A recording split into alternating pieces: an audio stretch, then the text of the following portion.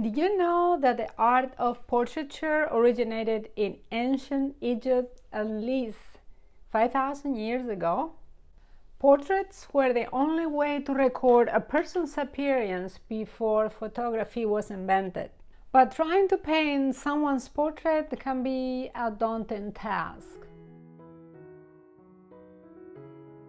I have drawn and painted many portraits and done many commissions through the years, and the best way I have found to overcome these challenges is by learning to simplify and building a blocking structure using stronger lights and darks with only just one pigment.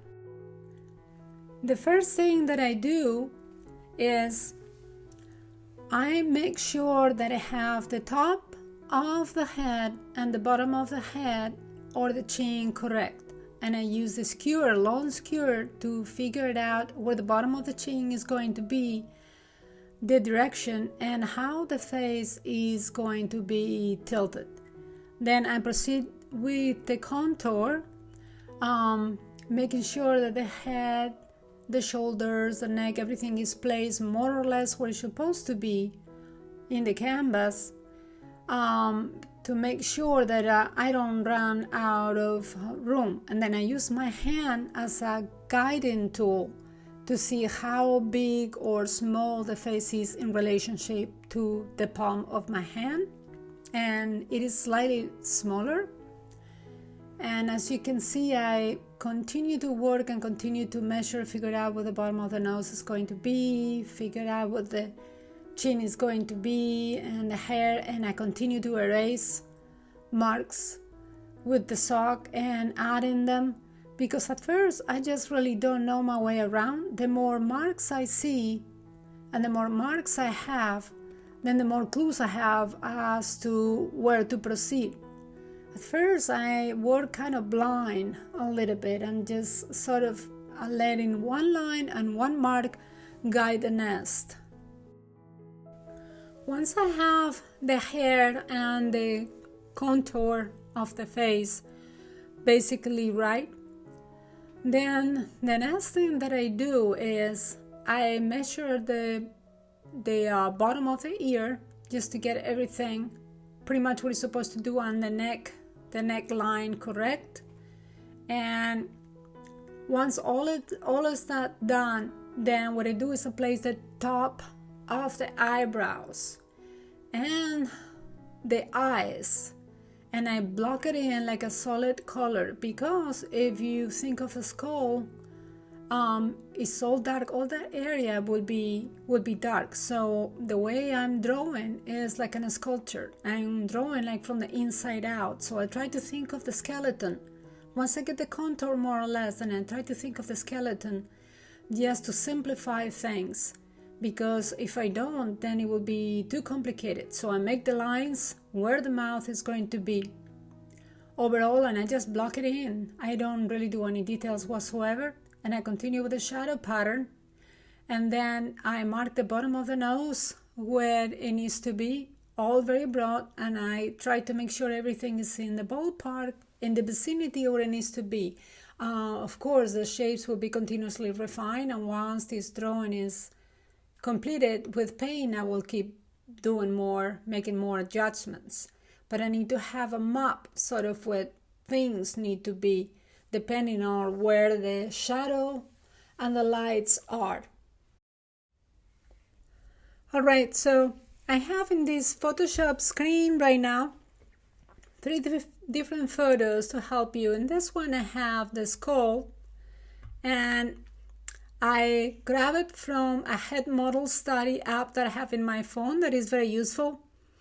So you can see where the darks of any given portrait are basically going to be, which are the eye sockets and the nose, and definitely the mouth and the contours of the head.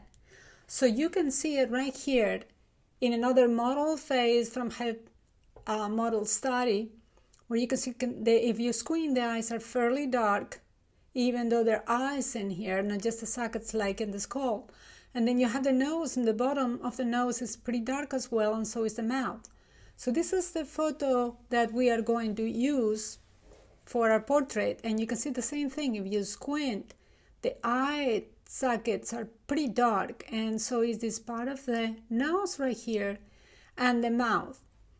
And then another thing to consider is the lines. See how everything is divided, the top of the eyebrows, which you will be seeing how I place them next, and then the bottom of the nose, there's a line in there, and then the middle of the mouth, and then the end of the chin, and between the middle of the mouth and the bottom of the chin, the middle area almost corresponds to the beginning of the light area from underneath the lip, the bottom lip. So, and the skull is the same way. The top of the eye sockets are right here, and then you have the bottom, and then it continues just like in the photo here. So in our portrait, we're going to do the same thing. We'll place one line right here, the top of the eyebrows, even though the tilt of the head is a little different, but just disregard that. I continue drawing in the main shapes that I see, and at this point, I still cannot think about any details whatsoever. I know it is very, very difficult to think this way because my temptation is going there with lines and delineate her mouth, her beautiful nose, her eyes, pretty much everything. But I cannot do that because if I do that, then it defeats the purpose, because we want to do a sculpture first. We need to sculpt the main forms. Basically, we need to earn the right to put on those details. The details have to be on top of a solid form. They have to have this bone structure underneath, so they have a good support to lay on. If we just start drawing with lines, I used to do that when I was younger, when I was a kid. All kids do that, right? We just delineate beautiful lips and noses and eyes. We have no concept at that point of three-dimensional shapes or form, how the light and the absence of light will determine how everything looks like. So that's how we do it. But once we mature, then we come to an understanding, and we realize that we need to paint what is underneath. We need to get the foundations right before we can put on all the embellishments. It's the same thing as in a house. When you're building a house, you don't start from the roof, or you don't start putting windows or architectural details on it. You start with the foundations, right? You lay down the foundations and make them as strong as possible, and then you work from the ground up. So we're doing the same thing right now. We're laying on the foundations, and we need to be comfortable with the drawing not looking good, because it's not going to look good for a while. This is just blurbs of masses of colors and shapes, and sort of look like something. It looks like clay, right? But we need to keep the faith. And then when we have the main structure right, and then we have everything more or less where it's supposed to be, then what I do is just I keep building the tones, and I go a little darker where I see the main darks, then I put the darks in there. And I'm more aware of the darkest values now, because by the time this drawing is completed, or this underpainting, you could probably call it better the blocking underpainting, that is the proper term. We will have pretty much six values. I'm aiming for having 6 values. And then on the finished painting, which it will be another video, stay tuned, because I will post another video with this painting completely finished in color. Then the values will be 9. I will have 9 values. Seems to be my magic number. I always like number 9 for values. It seems to have a good range. One thing that I find very useful sometimes in Photoshop is the threshold tab, because what it does is you can make it darker or lighter, but it greatly simplifies your lights and your darks. It makes you see very clearly where your darkest darks are and where your lightest lights are, and then you can move the bar a little bit just to give you more or less values depending on what you're looking for. So this is a good mid-range right here, and that's what I'm using for this portrait to get me started.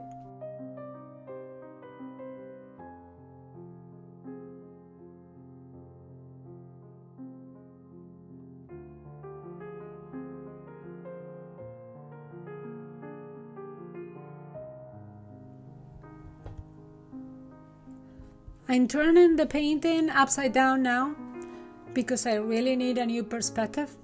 When you turn the painting upside down, it's like you're asking for a second opinion. You're looking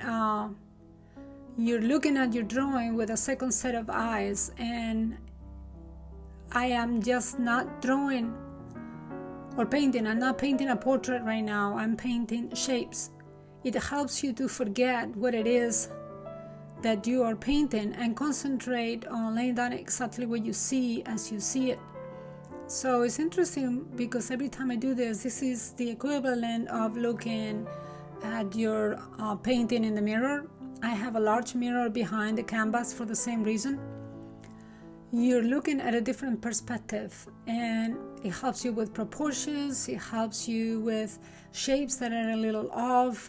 For me, I find always the angles to be the most important thing that I got wrong. So I correct it as I see it. And many times I paint upside down almost as much as I paint upright. We're entering what I will call actually the ugly stage of the painting. Is always halfway through because I'm splitting it into two. This is just the blocking underpainting. So I consider this the finished first part. And this is the part where you are very tempted to just throw in the towel and just slash your canvas with a pair of scissors because it doesn't look good. But it's inevitable. This stage is, you have to go through it. You can call it the valley of death. And you need to keep through it, keep working on it. And they always say when you're having a problem, the best way out is through. So that's how I see it. The best way out of this mess is through this mess. I need to keep working. I need to keep the faith and just trust the process and trust that if I keep working on it, then this will look into something that I want to paint, because that's ultimately what the drawing is, or this blocking stage. I continue doing it until I like what I see. I'm perfectly aware that of course it's not a finished painting, and I don't want to make it too pretty because I did that in the past. If I take this stage of blocking too far, what will happen is I won't want to paint it. I will just, leave it like it is, like a finished painting. And sure, there's nothing wrong with it. But every time that I do that, I missed out, because then the painting is so much better, far more beautiful. So if I were to do that every time, I just take this stage too far and never paint it with color, never finish it, and then I will miss out in great opportunities for making really good work finished with color, and it will have a completely different quality. So that's what I'm looking for. I'll keep working on this until I like what I see. Another thing that I do that I find extremely helpful sometimes is to use the blur filter in Photoshop.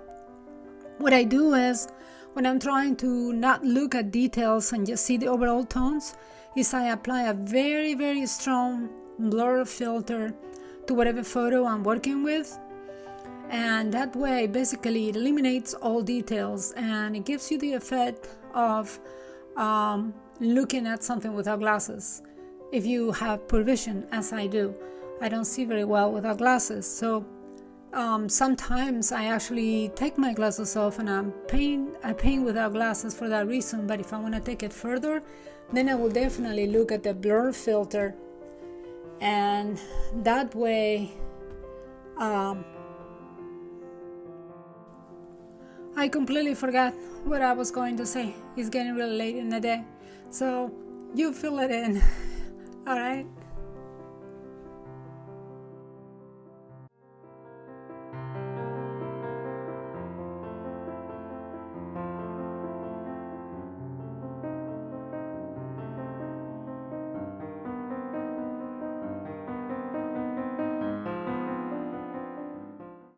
I promised that if you make a habit of learning this approach well, your portraits will improve dramatically.